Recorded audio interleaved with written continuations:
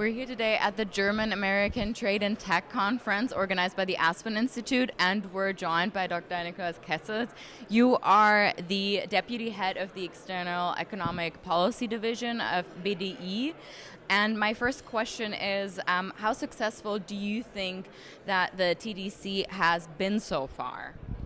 The TTC, successful. I think the whole point about the TTC is it doesn't have to be successful.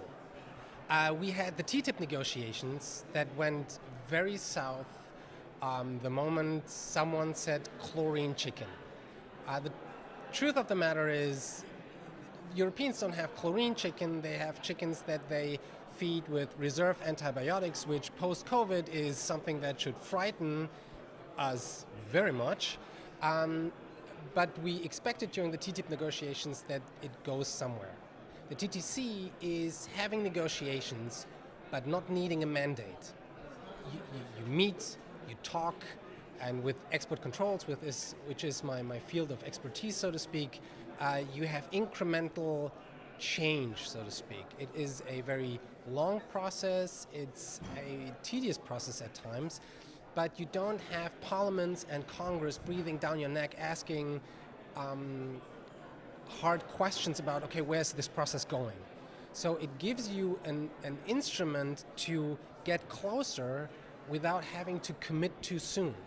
At some point we'll have to have the discussion, where do we pinpoint this on an arc of development. Yes, that's true. But right now it gives us, transatlantically speaking, a forum to be close and get even closer without the scrutiny of a political process. I mean, TTC is super transparent, but of a political process that needs winners and losers at times. Because obviously when you talk free trade, if you talk standards, there needs to be political capital involved, and this political capital needs to be spent.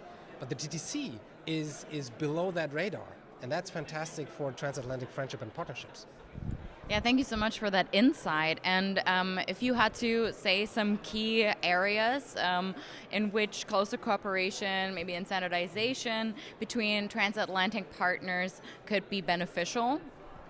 Well, I'm BDI's sanctions and export control guy.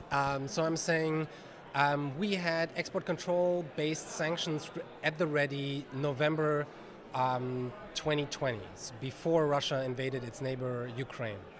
I mean, if you need a deliverable that is very tangible, that is very on the nose and tells you why we need this partnership, that's it. Working Group 7 of the TTC basically spends half its time negotiating where does the export control part of the EU-Russia embargo and the U.S.-Russia embargo go, and why do they need to be aligned? It's if ever there was a reason for it, that's it. The IRA has been a point of contention in the transatlantic relationship. How do you think this conflict can be overcome, or where do you see the progress in overcoming this? I think that's it's a big can of nothing, the IRA debate. I know that certain political actors in the European Union need this debate as cover for their own protectionist tendencies. And don't get me wrong, Buy American is not polite, but we're talking about a package that spends over 10 years in a 2 trillion economy.